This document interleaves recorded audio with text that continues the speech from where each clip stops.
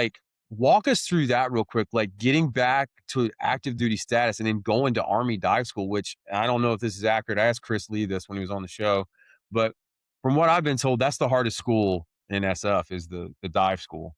I'll get your take on it. I know what you're going to probably say, but Yeah. but So the window of time in which you just described covers about 8 years, yeah, I knew it was a long ish, period of about time. 7 years. Yeah. So I was wounded in 13. Uh, Within almost exactly 2 years, I was back on the ODA and back in Afghanistan and back in combat, which is a real quick turnaround. I still had a lot Yeah, to it is. figure out That's unreal. as a one-legged Yeah. dude, so I continued Yeah. to deploy year after year on the ODA, into different environments as an amputee. And I mentioned earlier, I transitioned to warrant officer, which I did. And it was maybe a week or two before we graduated. I was at Fort Bragg. The warrant officer course for SF is at Bragg. All of the rest of the warrant officers go to Fort Rucker. We go to a different school because it's a whole Oh, different yeah, thing yeah, for yeah. us. So I'm at Yeah. Bragg for 5 months. I was the first amputee to ever go to the warrant officer course, which took a whole lot of paperwork and the assumptions of risk and like all this other stuff that I'd become used to at that point in my career. Because most things that I was trying to do, there had never been a one-legged guy to do it before. So I Mhm. became used to the whole admin process and like whatever. Got it. So I'm about to summit this mountain of 5 months of training and learning and whatever. Great.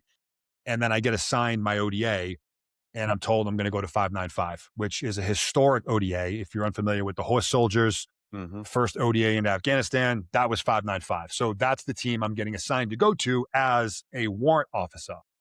And so immediately I know I'm going to a dive team because in SF, each team, the numbers mean something. If the team digit ends in 5, it's a dive team. So I know it's a dive team. And I'm like, okay, well, I haven't even finished summiting the mountain I'm currently about to climb.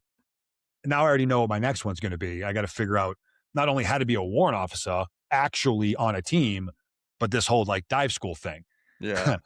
And I'll summarize this as quickly as I can, man. I got to my ODA, was in a different battalion. I met with the company command team and I met with the battalion command team on two separate discussions. And they both said the same thing to me, which was no one is expecting you to go to dive school, Nick. The reason why we're putting you on this team is they're a bunch of savage animal pirates and they need strong leadership. You're the guy to help keep them somewhat corralled. And I said, hey, due respect, sir, whether I was talking to a major or lieutenant colonel, I was like, I'm going to figure out a way to go to dive school. And they're like, yeah, that's not like a thing. That one-legged guys don't go to dive school. And I'm like, listen, if it is a requirement to be on that team, which it is on a dive team, I will not Mhm. be treated any differently, especially when you put me in a command position. Like that's just Yeah. not going to work. So I'll take care of that. I'll figure it out. Like I'll let you know how it goes. And they were both kind of like, I guess this Nick guy is equally crazy as we kind of thought he might be because they had just met me. And so, Yeah. long story short, I had to go through a crazy administrative process to be able to get cleared to go. I had to go through a brutal train up with my team, and then I had to pass pre-scuba, which is brutal in and of itself. And then eventually I get to dive school. This is in 2020, Okay. which is a 6-week program. I was hanging on by a thread the entire time. I would also argue that CDQC, the Combat Diver Qualification Course, is the most difficult school in the United States military. Certainly the Army. The branches all have their equivalents. They're all relatively the same. And I can make that argument because while I've been in schools and environments where you are hungry, you go without water, without food, without shelter, without warmth. In dive school, you're going to go without something that you need more than all those things. And that's a little thing known as oxygen. And so it sucks. It pushes you to your absolute limits. It is physically challenging, but really it's more of a mental challenge than anything Mhm. else. To become a combat diver requires really one thing.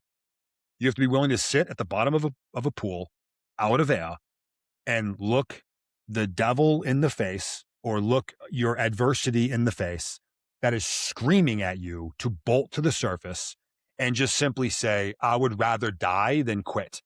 If you're willing to do that, you can be a combat diver. That's it, which is, of course, easier said than done. So, yeah, I managed to get into the course. I managed to pass the course. But listen, dude, I've done plenty of firsts in my career as a one-legged guy.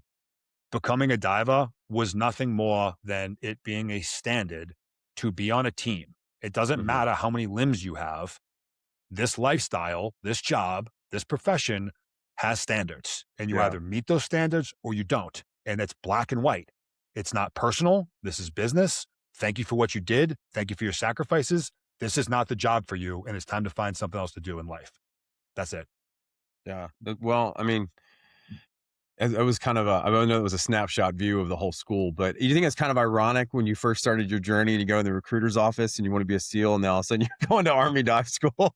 You know, man, I never And actually thought about it. Yeah, that's a good yeah, point. yeah. Yeah, So you ended up kind of did it anyways, but kind of yeah, did it. Yeah. yeah, man. So